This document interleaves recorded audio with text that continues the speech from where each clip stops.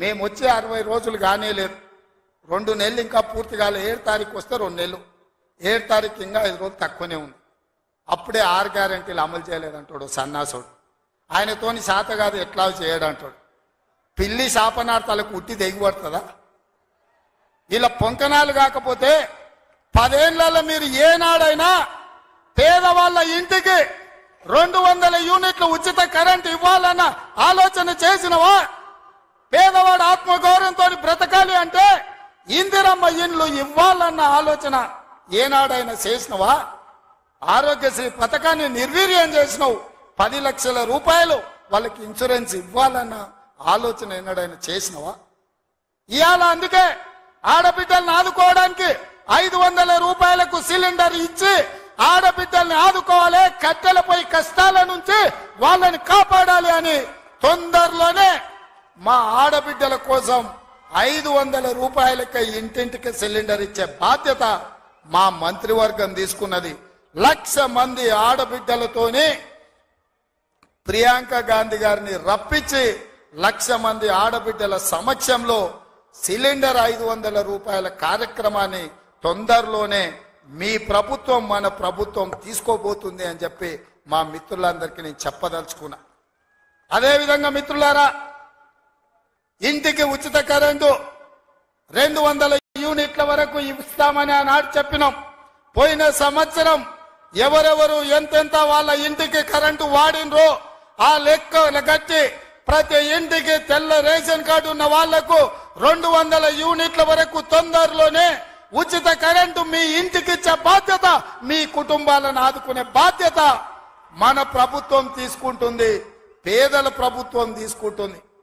ఆ ఎల్లా ప్రగతి భవన్ అనే పేరు మీద పెద్ద గడిని నిర్మించుకొని కష్టాలు చెప్పాలి అని గద్దరన్న పోతే ఎర్రటెండకు మిట్ట మధ్యాహ్నం 3 గంటలు నీ గేటు దగ్గర నించోబెట్టినావు కదా కేసీఆర్. ఈ పాపం ఊరికెపోతుందా అని నేను అడుగుతున్నా. అందుకే కదా పార్టీని మొన్న జరిగిన ఎన్నికలలో బొక్కలు ఇరగొట్టి బోర్ల బొక్కలేసి గుణపాఠం చెప్పిండ్రు. గద్దరన్న ఉసురు తలిగింది కాబట్టి మీ బొక్కలు ఇరిగిన బిడ్డ, అది గుర్తుపెట్టుకోండి అని నేను చెప్పదలుచుకున్నా. అందుకే మిత్రులారా, ఇవాళ ఈ ప్రభుత్వం మీది మనది, ఈ ప్రభుత్వం పేదోళ్ళది. ఈ పేదోళ్ళ ప్రభుత్వంలో ఆదిలాబాదును దత్తత తీసుకుంటాం. తప్పకుండా తుమ్మిడిఎత్తి దగ్గర ఉత్తమ్ కుమార్ రెడ్డి గారి అనుమతితోని సాగునీటి ప్రాజెక్టును కడతాం, కుప్టి ప్రాజెక్టును కడతాం, సబర్మతి ప్రాజెక్టును కడతాం, కడెం ప్రాజెక్టును రిపేర్ చేస్తాం. ఈ ప్రాంతాన్ని సాగునీటి రంగంలో పైనుంచి వస్తుంటే మా కొండ సురేఖక్క చూపిస్తుంది, కింద క్రేన్ పెట్టి బాయి తవ్వుకుంటారు నీళ్ల కోసం, సాగు నీటి కోసం. మరి ఆ సన్నాసోడు 1 కోటి ఎకరాలకు నీళ్లు ఇచ్చిన అన్నాడు, ఏడిచ్చిండా? వచ్చినా ఇవాళ హెలికాప్టర్ల పైనుంచి వస్తే ఎడారిని చూసినట్టుంది, ఎండిపోయిన పొలాలు కనిపిస్తున్నాయి. నీళ్ల కోసం బావులు తవ్వుకుంటారు. ఇవాళ బావి తవ్వే క్రేను అది చూపించి సురేఖక్క అన్న ఇంకా బాయిల వ్యవసాయమే ఉంది, ఇక్కడ నీళ్లు రాలేదని. ఇవాళ వస్తావా కేసీఆర్, నీకు మళ్ళోసారి చూపిస్తా ఈ ప్రాంతాన్ని. ఏనాడా నువ్వు వచ్చినవో రాలేదో నాకు తెలియదు, ఎన్నికలప్పుడు ఓట్లాడుకోనికి వచ్చుంటావు, కానీ ఈ ప్రాంతాన్ని చూడడానికి ఎప్పుడన్నా వచ్చినవా? రా, ప్రభుత్వం హెలికాప్టర్ పెడుతుంది, మేము వస్తాం, నీకు చూపిస్తాం. 1 కోటి ఎకరాలకు నీళ్లు ఇస్తా అనే పేరు మీద లక్షల కోట్ల రూపాయల దోపిడీకి పాల్పడ్డావు తప్ప ఈ ఆదిలాబాద్ కు నీళ్లు ఇవ్వలేదు. అందుకే ఈ ప్రాంతాన్ని సస్యశ్యామలం చేయడానికి సాగునీటి ప్రాజెక్టులను కట్టే బాధ్యత మా పార్టీ తీసుకుంటుంది, మా ప్రభుత్వం తీసుకుంటుంది. నిన్న మొన్న మాట్లాడుతున్నారు వాళ్ళు 3 నెలల 6 నెలల కేసీఆర్ మళ్ళీ ముఖ్యమంత్రి అవుతాడు, ఈ ప్రభుత్వాన్ని పడగొడతామని. నీ అయ్యా ఎవర్రా పడగొచ్చేటోడు? పడగొడతారా? ఎవడు కొట్టేది? నేను అడుగుతున్నా, వేలాది మంది మా యువకులు ఇక్కడ ఉన్నారు, మీరందరూ చూసుకుంటే ఊరుకుంటారా? పడగొడితే ఊర్లలోకి రానిస్తారా?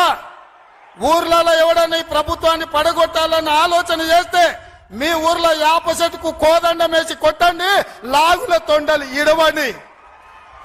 ఇది ప్రజలు ఎన్నుకున్న ప్రభుత్వం, ప్రజలు ఆశీర్వదించిన ప్రభుత్వం, ప్రజల కోసం పనిచేస్తున్న ప్రభుత్వం. ఇది ప్రజా ప్రభుత్వం. ఆడ అనుకుంటుండు 1,00,000 కోట్లు పెట్టి కట్టిన కాళేశ్వరం కూలినట్టు ఈ ప్రభుత్వం కూలుతుందని. నీ అయ్యా నువ్వు దోపిడీకి పాల్పడ్డావు కాబట్టి ఆ కాళేశ్వరం గాలి వస్తే కొట్టుకుపోయింది.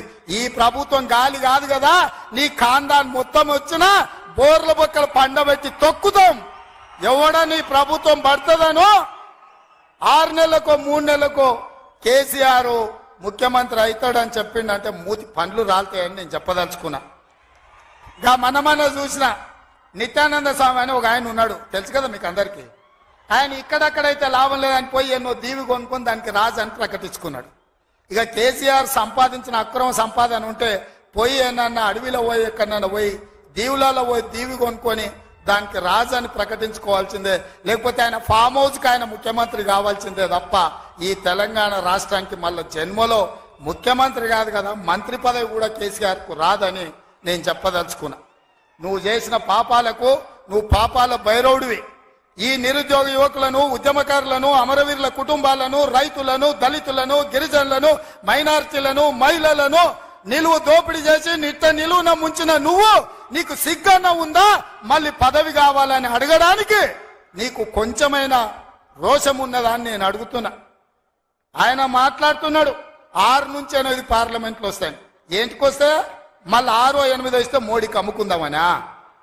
మొదటిసారి 12 ఇస్తే మోడీకే అమ్మినావు, రెండోసారి 9 ఇస్తే తీసుకుపోయి మోడీకే అమ్మినావు. మారు బేరగాలి కాక ఈడ ఎంపీలు కొనాలి, ఈడ ఎంపీలు గెలవాలి, ఢిల్లీకి వెళ్ళి మోడీకి అమ్ముకోవాలి. దీనికోసమేనా నీకేసేది? నేను ఇవాళ సూటిగా కేసీఆర్ని అడుగుతున్నా. ఈ దేశంలో ఉన్నాయి 2, ఒకటి ఎన్డీఏ కూటమి, రెండోది ఇండియా కూటమి. ఎన్డీఏ కూటమికి మోడీ ఉన్నాడు, ఇండియా కూటమికి మేమున్నాం. మా దాంట్లోకి రానీయము, మా నీడ కూడా తాకనీయం. ఆ ఇంటి మీద పిట్ట ఈ ఇంటి మీద కాలిస్తే కాల్చి అవతలేస్తాం. నువ్వు ఎట్లకెళ్ళి అవుతావా? మరి నేను అడుగుతున్నా, ఎట్లకెళ్ళి అవుతావు?